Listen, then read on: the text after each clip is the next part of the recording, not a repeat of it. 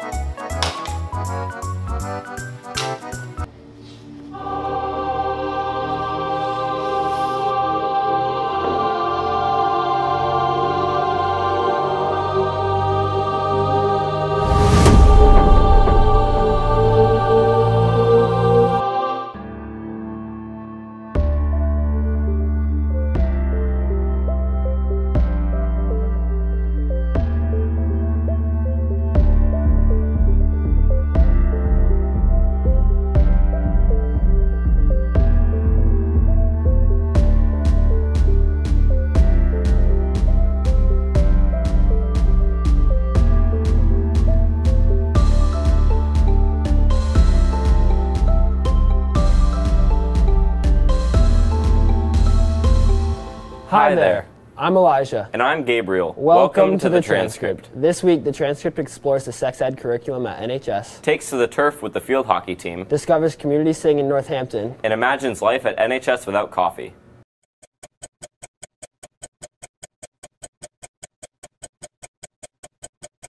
Women united will never be divided. Hi, I'm Danielle Jordan, coming to you with special coverage of the September 24th walkout at Northampton High School. Over the weekend, the hashtag #MeToo movement founder, Tarana Burke, put out a national call of support of Christine Blasey Ford, a California professor who accused Supreme Court nominee Brett Kavanaugh of sexual assault in 1982. As tensions rise across the nation over Kavanaugh's appointment, I interviewed NHS students to better understand their reasons for involvement. Well, I am a sexual assault survivor, so this means a lot to me. There's very few sort of moments in my time since that I have felt like the people around me really care about this issue, and I was really excited to see that we were having a walkout for it. So we wanted to walk out to show that even though we are teenagers, we understand that consent is mandatory, and we wanted to provide our support for Dr. Ford because we believe her and we believe other survivors. Our stance is that we want to provide support for all of our students. So clearly we have some students that want to participate in this very important matter to them and to our country. So we want to support that and to be done in a way that also supports the rights of other students that still want to continue with their education. So it's that fine balance. I'm so grateful for this walkout because it's really sad that we're once again in a position where we are potentially nominating a Supreme Court justice who is a perpetrator of sexual harassment and sexual assault. I'm embarrassed that we are still in this position, and I'm so grateful that students are standing up and saying that this is not okay, that just because someone does this when they're 17 doesn't then make them qualified. The reason it matters a lot to me is because Brett Kavanaugh was accused of actions when he was a 17-year-old boy in high school, and that's been often used as a justification. And I'm a 17-year-old boy in high school, and I think that's absolutely crazy. So I think it's really important that 17-year-old white boys like me across the nation are setting the precedent and making a statement that we firmly stand behind victims and that we believe victims of sexual assault. United will never be divided. Hi, I'm Willa Siffel. And I'm Serafina Foreman. Welcome to Tell It Like It Is.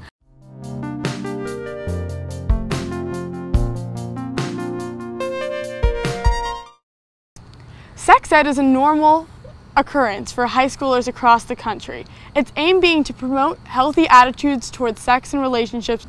However, how these sex ed classes are taught is often controversial. We wanted to explore how our curriculum and curriculums across the country aim to promote consent and healthy relationships by talking to Ms. Armstrong, health and wellness teacher at NHS. We go over healthy relationships and teen dating violence. We talk about the importance of postponement. So we're not really an abstinence-based curriculum, but postponement. Areas of the country that have good health education, sex education curriculum have the lower rates of teen pregnancy and teen sexually transmitted infections. Right now, it's all about consent. We spoke with a Tapestry health professional in order to gain an understanding about why sex ed is important. So Tapestry Health is a publicly funded clinic. It's an incredible resource for high schoolers and teenagers and anyone. You can come in and talk about your bodies, any concerns. I think in light of recent events, it's so important to be talking about consent and our choices and our actions and the repercussions of such.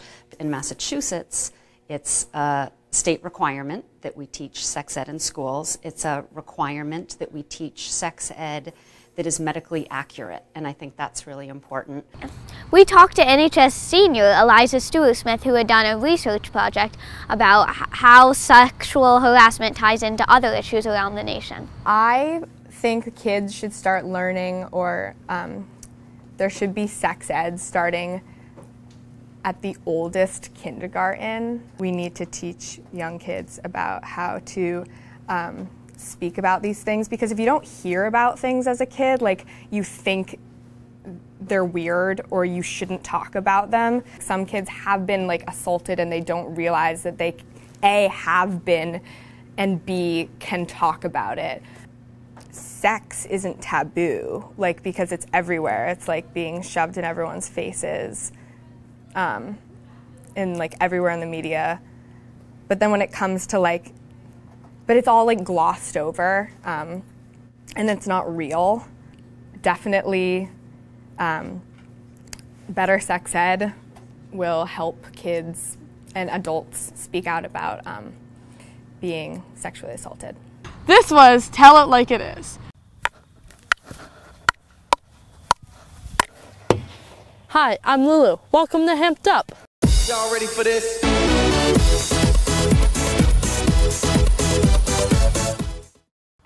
Although the field hockey team lost a lot of key players last year, the team was able to quickly bounce back through the use of many strong seniors, returning juniors, and skilled sophomores. Field hockey is a complicated sport filled with many rules, but an additional challenge is the variety of fields teams play on. The field hockey team here practices on a thin grass field, but occasionally faces opponents on a turf field, which can completely change the style of play. To get a better understanding of why playing on turf is different from grass and how the specific team benefits from it, and what the rebuilding process was like for this season, I sat down with seniors Katie Liner and Marissa Batterini. Yeah, I think we had some really strong key players that were seniors that we lost last year, so I think a lot of us had to step up this year, which was like a new learning experience, like taking on that leadership role. We do better for home games, which is a grass field, so I would probably argue that we do better on grass just because it's a home game. We don't have to take a bus 45 minutes away to like Minnetonka. And shout out to Biggs, because our field, even though it's grass, I would argue that it's almost as nice as turf, if not. The team chemistry is like it's a really great group of people to be around. We have a lot of fun. I agree. I think the wide variety of ages definitely has a positive effect on our team. I think the field hockey team, out of all the sports I've played for, has one of like the strongest like bond, and I think it's one of the most inclusive teams I've ever played for. Like there's a very small separation between JV and varsity. Like we're always together, we're always including everyone. So I think that's a great part. To get everyone's personal opinion, I surveyed each member of the varsity field hockey team to see if they prefer playing on turf or grass. Do you prefer playing on turf or grass? Turf. Just say your answer. Turf. Turf. Turf. Turf. Turf. Turf. Turf. Turf. Grass. Turf. Turf. It depends. Field hockey is away tomorrow at 11:30 in Greenfield. Football is also away tonight at 7 o'clock in Minnetonka. Boys soccer is home at 6 o'clock against East Hampton, and girls soccer is home tomorrow at 12 p.m. Thanks for watching Hamped Up. I'm Lulu Kesson. Hi, I'm Amelia Tamayo. This is Kevin and Ice. They were here this week. In other news...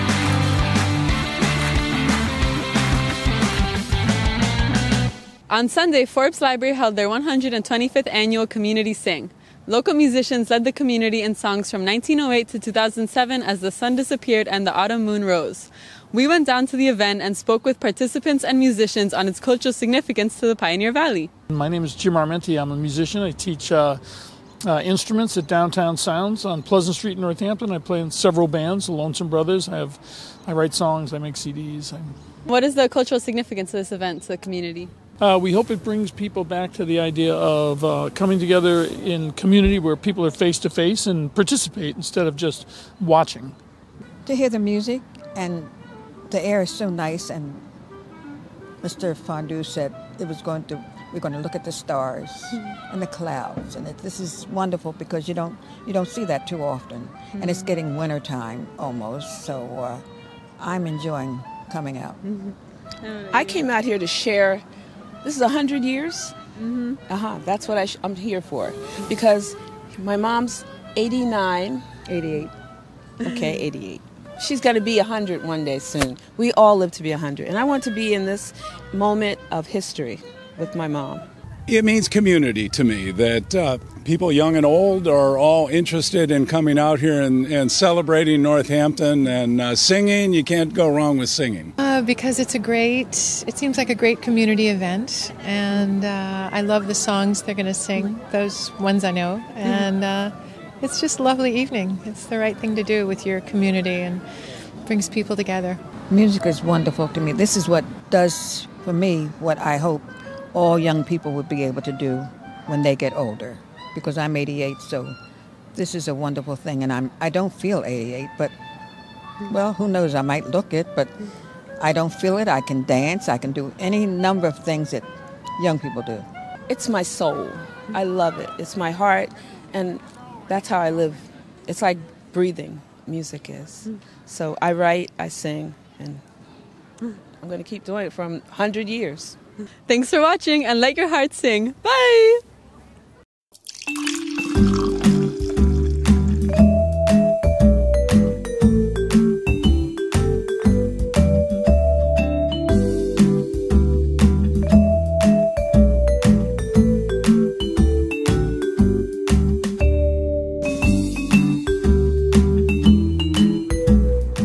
Oh, hey, Ben.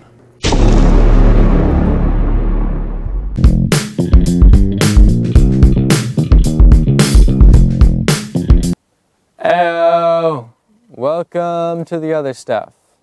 Earlier this week, Granby Public Schools banned all caffeine products in their school. This means that any student found drinking coffee or any other caffeinated beverage will be subject to disciplinary action. We contacted the superintendent of Granby Public Schools to ask why they'd implement such a ban. Superintendent Cheryl Stanton responded by saying, quote, "We implemented several changes in the food services, including the elimination of caffeinated and high-sugar drinks and encouraging healthy habits by adding water filling stations.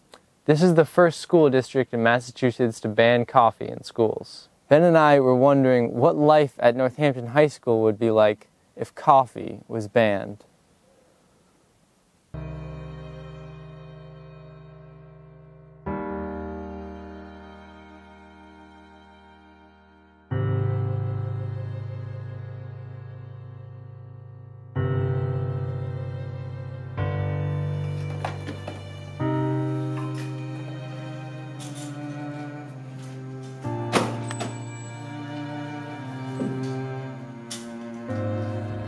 Without coffee, I just can't focus, I can't function, can't stay awake. I don't know what I'm gonna do without it.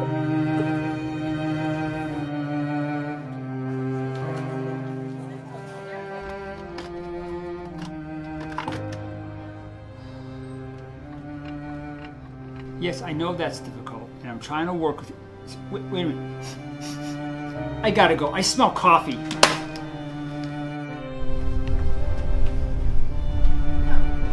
What is it? I was just making coffee. No excuses, okay? There is no coffee allowed. Time to go. Sorry. Why? Oh God, why?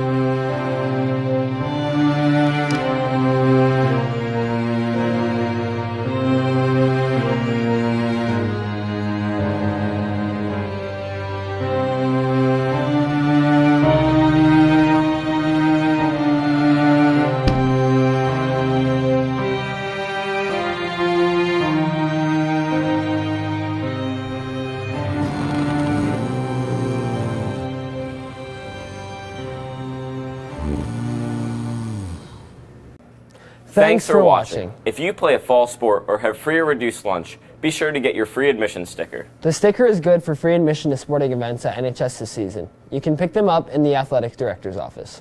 We'll see you next week on the Transcript.